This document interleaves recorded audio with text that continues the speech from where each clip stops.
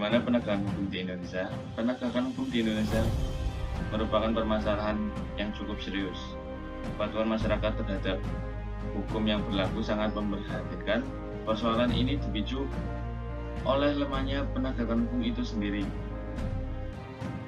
Banyak orang merasa bahwa hukum di negeri ini tajam bawah dan tumpul ke atas. Indonesia dikenal dengan negara hukum dalam artian setiap tindak kejahatan harus dihukum sesuai dengan aturan perundang-undang yang berlaku di Indonesia. Namun hukum di Indonesia saat ini bisa dikatakan sedang kacau karena adanya pemberitaan di televisi, surat kabar, dan sosial media dan lainnya. Hal tersebut membuat kepatuhan masyarakat terhadap hukum yang berlaku sangat memprihatinkan. Persoalan ini dipicu oleh lemahnya penegakan hukum itu sendiri. Dalam hal ini, seharusnya penegakan hukum tidak pandang bulu dan harus memberikan rasa keadilan bagi semua masyarakat. Penegakan hukum juga seharusnya bisa bertanggung jawab memberi kepastian kepada setiap masyarakat, tidak memihak dan tidak mudah intervensi. Sementara itu, pasal 2 ayat 2 menyebutkan dalam hal ini tindak pidana korupsi sebagaimana dimaksud dalam ayat 1 dilakukan dalam keadaan tertentu. Pidana mati dapat dilakukan, tetapi dalam hal ini tidak sedikit para politisi yang tidak setuju jika pasal tersebut dijatuhkan pada Menteri Sosial, dan sampai saat ini KPK belum memutuskan. Tindakan korupsi bantuan sosial di masa pandemi yang dilakukan Menteri Sosial. Masalah utama dalam penegakan hukum di Indonesia bukanlah pada produk sistem hukumnya, melainkan pada kualitas manusia yang menjalankan. Banyak faktor yang mempengaruhi lemahnya penegakan hukum di Indonesia, yaitu lemahnya pemahaman agama, kurangnya tanggung jawab, serta rekrutmen yang dilakukan tidak transparan. Beberapa pemecahan masalah penegakan hukum. Yang pertama, bagaimana sikap para sarjana hukum untuk lebih memahami permasalahan yang terjadi.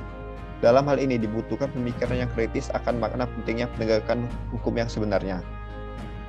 Selain itu juga dibutuhkan ilmu sosial yang mendukung dalam mengidentifikasi suatu persoalan hukum yang terjadi dalam masyarakat, agar dalam membuat hukum kedepannya menjadikan sebuah kegagalan yang terjadi di masa lalu sebagai sebuah pembelajaran.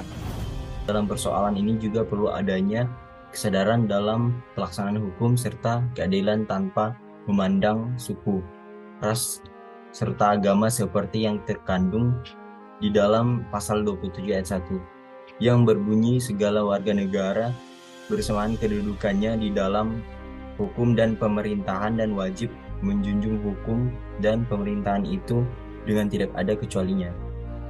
Kedua, cara menyelesaikan berbagai permasalahan terkait hal tersebut yaitu bagaimana tindakan para aparat penegak hukum mulai dari polisi, hakim, jaksa, serta pengacara dalam setiap menangani sebuah perkara itu. Yang ketiga yaitu menyiapkan program jangka panjang dan mengapresiasi hakim yang ada di Indonesia. Masalah hukum yang ada di Indonesia tidak lepas dari kelemahan, kesadaran, dan pendidikan akan hukum. Namun, hal itu juga dapat diperbaiki dengan menerapkannya sejak sedini mungkin.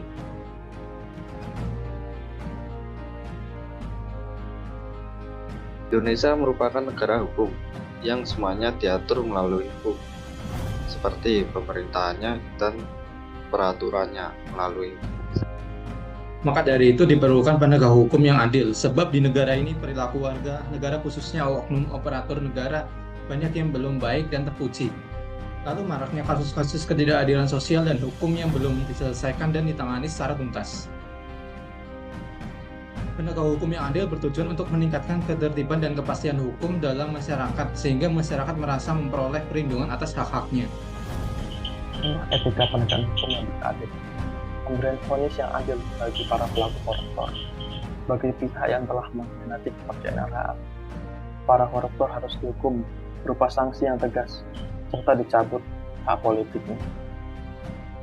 Akhir kata, sebelum kami mengucapkan salam perpisahan, kami harap melalui kampanye edukasi ini, kita semua dapat merenungkan apa saja yang telah terjadi, terutama pada hukum yang berlaku di Indonesia. Jika dasar hukumnya saja sudah benar, dan diterapkan oleh petinggi dengan baik, maka masyarakat pun akan mengikutinya dan dapat merubah kebiasaan-kebiasaan buruk yang telah terjadi. Henry Ward Beecher pernah berkata, hukum itu berharga, bukan karena ia adalah hukum, karena ada hak di dalamnya. Kami akhiri kampanye edukasi ini. Sekian, terima kasih.